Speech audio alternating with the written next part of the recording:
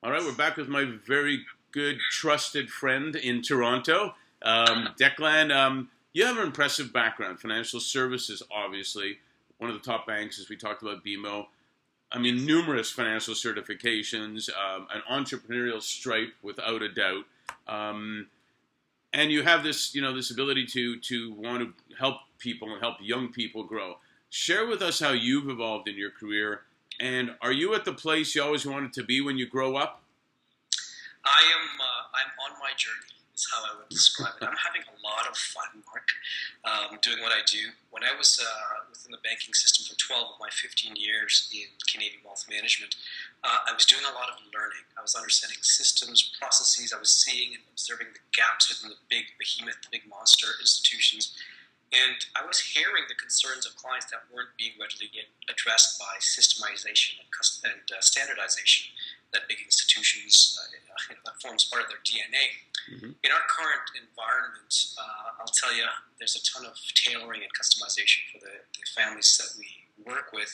And I love that. I love spending time to get to know people. And what I mean, just to quantify that statement, our onboarding process alone is 90 days long. We take that amount of time to get to know the people that we're working with. And of course, there are specific activities that underpin that 90-day time frame. It's not just for just elapsing the time. It's driven to really truly get to know who we're working with and understand what their perspectives are and how we can help satisfy that objective. Now, you asked me about my life and my career. Is it where it's supposed to be? I said it was a journey. I'll say to you that I have a big vision of life, my friend, a significant vision of life. And at some point, I'll share with you in person one of the exercises that I did. At the encouragement of a dear friend of mine, his name is Franco Lombardo. He runs Veritage Family Office out in Vancouver. Franco asked me to write on paper what my life looks like at age 60. And he asked me to look at your life in reverse and write everything that you see. And I'll tell you, I did that exercise, and it was remarkable what poured out of me, the things that I wanted to see and achieve and do.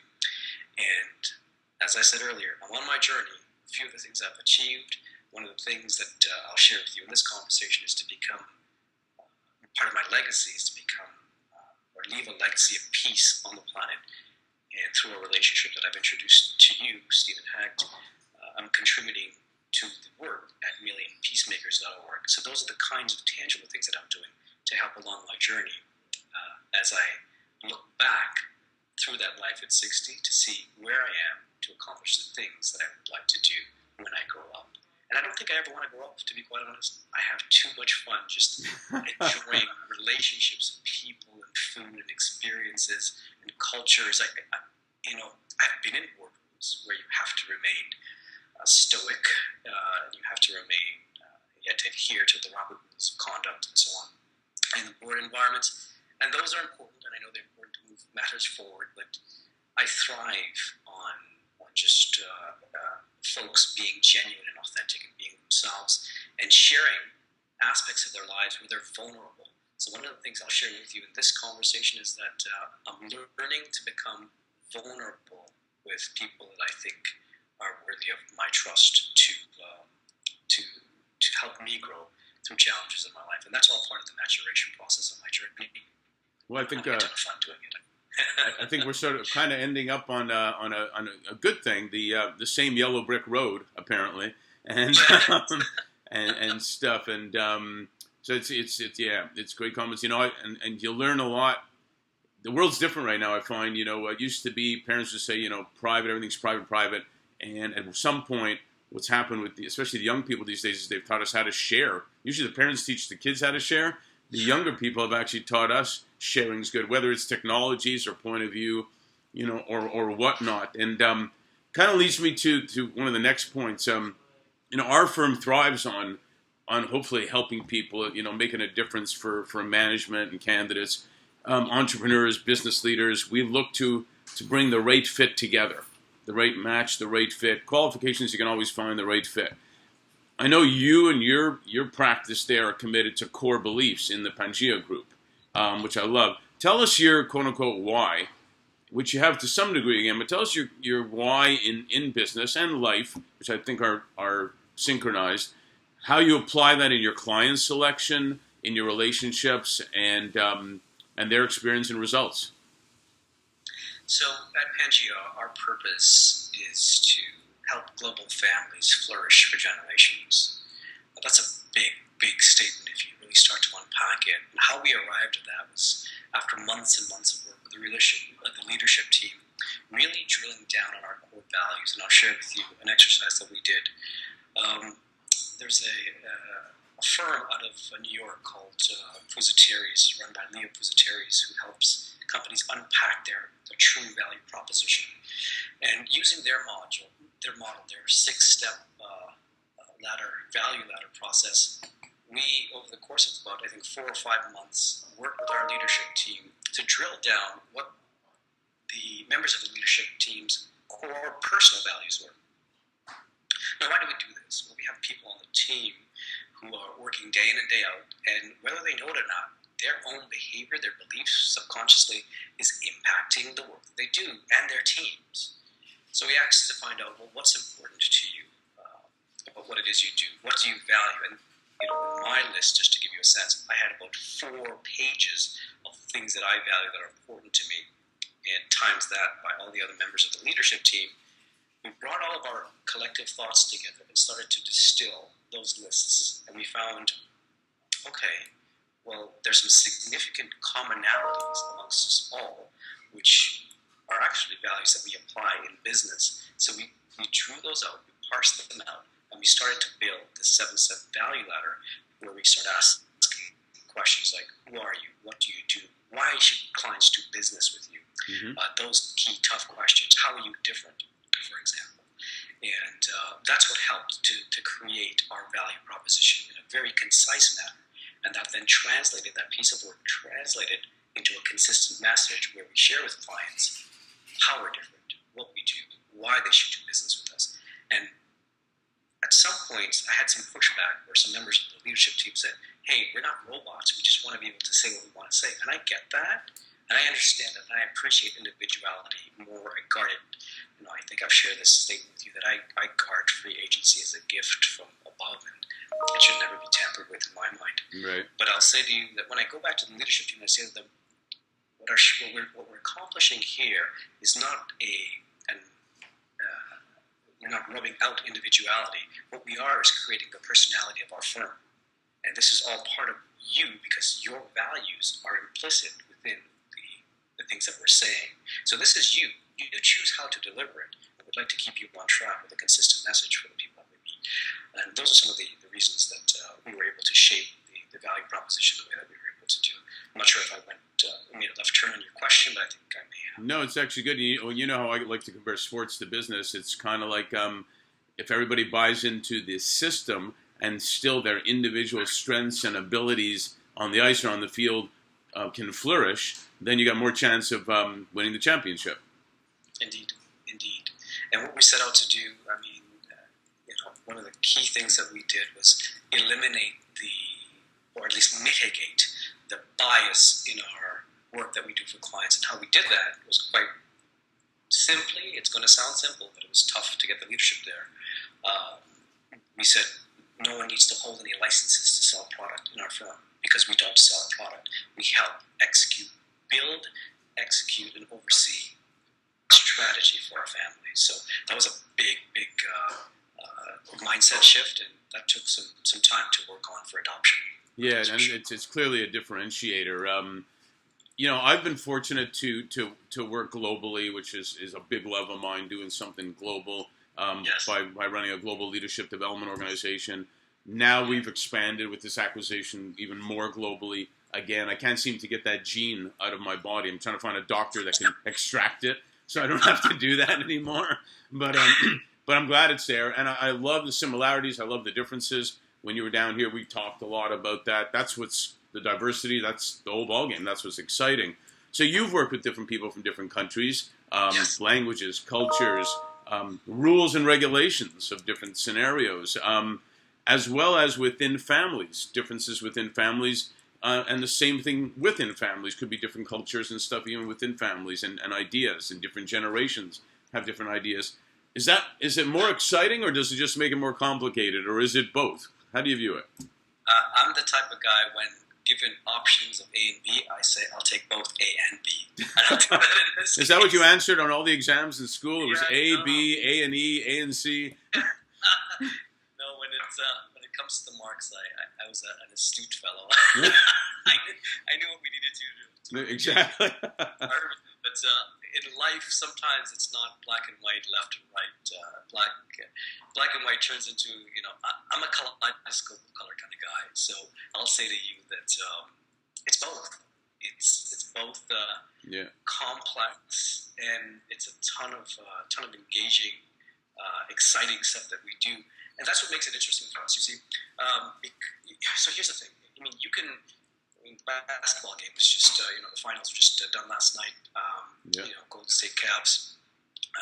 And you won't find an NBA level player being as excited playing in a house league. The person can play basketball, yes, but they're not as stimulated. It's not as exciting. You're not dealing with the same caliber of opponent, so your mettle is not tested. Right. So translate that analogy into our world. We love complexity because it causes us to think. It causes us to reflect and say, okay, what's really going on here? What do we need to do to win here for this family with some creative thinking? And this is what I love about what we do, is that it's what I would describe as non-traditional thinking. Here's an example. A family out in Florida actually having exposure, I think, to the tune of about $200 million worth of land exposure to Florida real estate. And the level of thinking that goes in this was so non-traditional. The example is this. Looking 50 years out, they started asking questions like, how is climate change going to impair our asset? Like, what's the risk exposure in Florida to our land with sea levels rising? Mm-hmm. Generally, folks don't think about stuff like this. Sure. Okay? But this is the kind of stuff that we love. And that's an example of how things are different and how you have to actually really be on your toes and start to think in a broader, more strategic level with an eye 50, 20 years out, 30 years out, and even 100 years out in some cases of the work that we're doing. And so that's why I enjoy doing what I do. It is both exciting, to your point, and it is challenging, but I would have it no other way. Otherwise, the result, I think, would just be boredom. And we didn't build this firm just because we wanted to do the same things we did back at the big firm, big institutions that we were working for. We wanted to do something unique, something different, something exciting. Yeah, I couldn't agree more, because we like to do the same thing. Find the best match, find the hardest search to fill, whatever it is, and if you win the game 100 to 10. You're glad you won, but it just doesn't have the same feeling as if you won it 100 to 99, because then you really had to, like you said, you had competition. So I totally get that. So for up-and-coming leaders, yes. Tell us how relationships you've developed over the years, or tell them how the relationships you've developed over the years impacts one's personal and career growth. So I am currently a mentor. And I didn't take that title on lightly.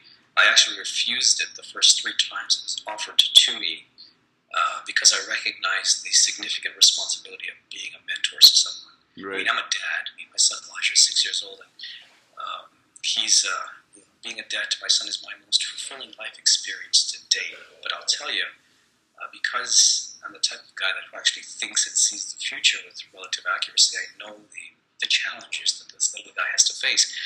Now translate that thinking into now taking on the responsibility of guiding somebody else's life who's not my son or my daughter. And so in my mind, I think, oh my God, this is a big, big responsibility. Right. So I approached the mentorship responsibility with some trepidation. But now I am a mentor, and I haven't looked back. I enjoy it thoroughly, and the reasons are because I get to see the growth in these young people's lives, these millennials that I work with. and see them grow as professionals and personally, where they're looking at life more broadly than a paycheck and a title and a corner office. They're looking at how they contribute back to humanity, and they may not have had that in any other environment at this stage if I wasn't able to impart what I did at the time that I did to their lives and how they look at their world. I've even had folks in their 50s, which was, it's very uncomfortable, this part of the story I'll share with you. I've had folks in their 50s approach me for mentorship, and I think to myself, I'm stunned. My jaw drops open. I don't know how to respond, but then I think and I reflect, and I think, okay, here's someone that is seasoned, is senior in their world. Why would they come to me? You know why? Because because they're smart and open, that you can learn from anybody. Yeah, and that was humbling, Mark, I'll tell you. And I took that on. I could share with you some emails. One of these guys, entirely humbling, but it gives me that personal check too, right? It keeps me on my toes to say, hey, you know what? Not only are you responsible for your team at work, but these lives as well, your family at home. So it helps me, and I tell you, that's probably what I get from these requests for mentorship. It keeps me, and you've heard this expression, on the straight and narrow, as it were, because these folks are looking up to you, right? So, well, and I heard this the other day with respect to some personal foundation stuff that was going on.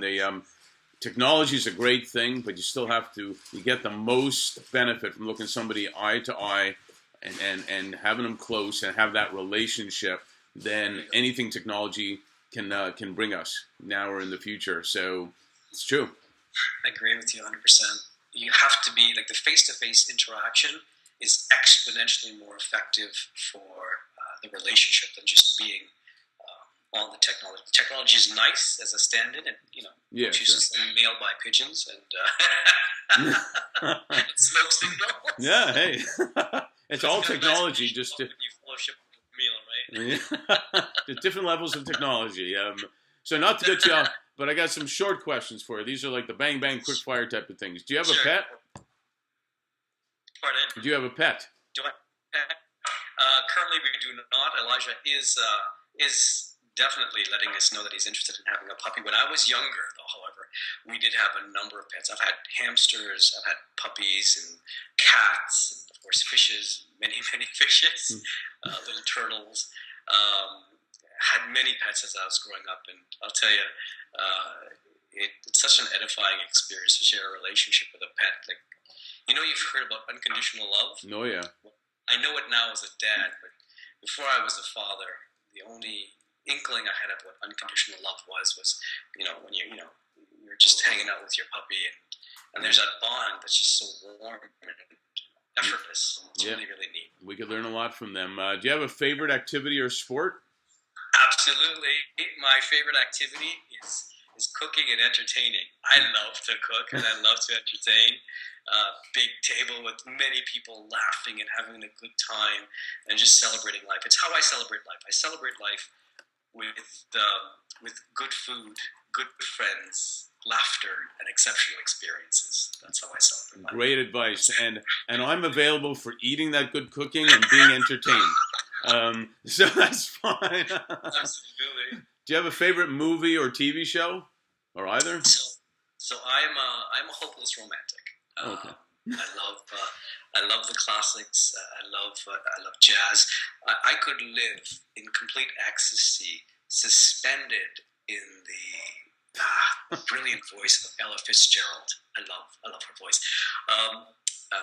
My favorite movie is, to my point about being a hopeless romantic, is An Affair to Remember with Cary Grant and Deborah Kerr. Yes. And I'll follow that up by saying Cat on a Hot Tin Roof with Elizabeth Taylor and Paul Newman.